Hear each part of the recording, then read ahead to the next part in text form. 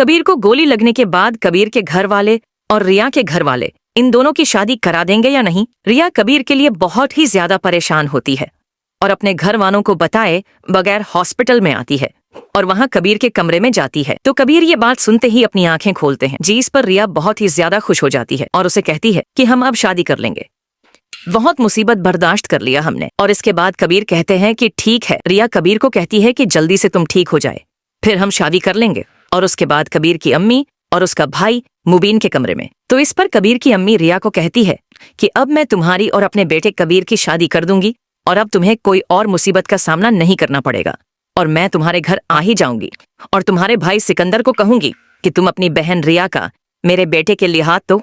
तो इस पर रिया बहुत ही ज्यादा खुश हो जाती है कि आंटी आप बहुत ही ज्यादा अच्छी हैं। कबीर से पूछता है कि तुम्हें गोली मरवाने वाला कौन था।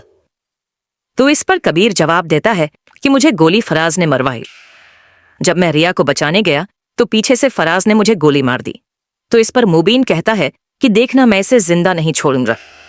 जल्दी से मुबीन पुलिस थाने में जाता है और फ्रांस के खिलाफ रपट दर्ज करवाता है। और इसके बाद कबीर की अम्मी सिकंदर के घर जाती है और उससे कहती है कि तुम अब इस वाक्य के बाद अपनी बहन का हाथ फराज को दोगे या नहीं।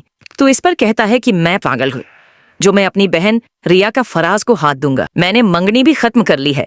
तो इस पर कबीर की अम्मी कहती हैं कि ठीक है आपने मंगनी तो खत्म कर ली है, अब मेरे बेटे कबीर के लिए अपनी बहन रिया का हाथ दे दें। तो इस पर सिकंदर कहता है कि ठीक है मैं दे दूंगा, कोई मसले की बात नहीं है।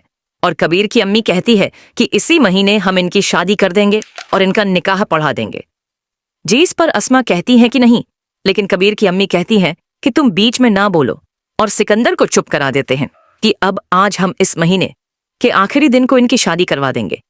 जी इस पर कबीर की अम्मी बहुत ही ज्यादा खुश होकर हॉस्पिटल में आती है और कबीर को कहती है कि सिकंदर मान गया है रिया और तुम्हारे शादी के बारे में। तो इस पर कबीर बहुत ही ज्यादा खुश हो जाता है और कबीर एक ही हफ्ते में सेट हो जाता है और फौरन रिया के पास जाता है और उस रिया को कहते हैं कि अब तो हमारी शादी होने वाली है। पर रिया कहती है कि मैं बहुत ही ज्यादा खुश हूं। और इस पर कबीर कहते हैं कि मैं इस दिन का कितने अरसे से इंतजार कर रहा था। तो इसके बाद कबीर की शादी का दिन आ जाता है और रिया भी पार्लर में तैयार होने के लिए गई। तैयार होकर आती है, स्टेज पर कबीर बैठा होता है। जब रिया को देखता है आते हुए तो वो बहुत ही ज्यादा हसीन लग रही होती है और वो बहुत ही ज्यादा खुश हो जाता है और रिया आकर स्टेज पर बैठ जाती है। कबीर के साथ और फोटोशूट होते हैं और सिकंदर और बहुत ही ज्यादा खुश हो जाता है।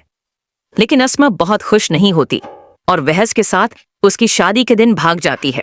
जी इस पर सिकंदर बहुत ही ज्यादा गुस्सा होता है और उनको ढूंढने के लिए चला जाता है और कहते हैं कि जहां भी मुझे वहस दिखा मैं उसे गोली मार दूंगा और उसकी जान ले लूंगा, क्योंकि वह मेरी बहन के साथ भाग्य है, इसने मुझे धोखा दिया है, ये मेरा दोस्त था। और कबीर और रिया की शादी हो जाती है। वो दोनों अपने घर चले जाते हैं। पहले दिन होता है उनकी शादी का दिन। कबीर उसे मुंह दिखाई पर एक गिफ्ट देता है और बहुत ही गिफ्ट होता है।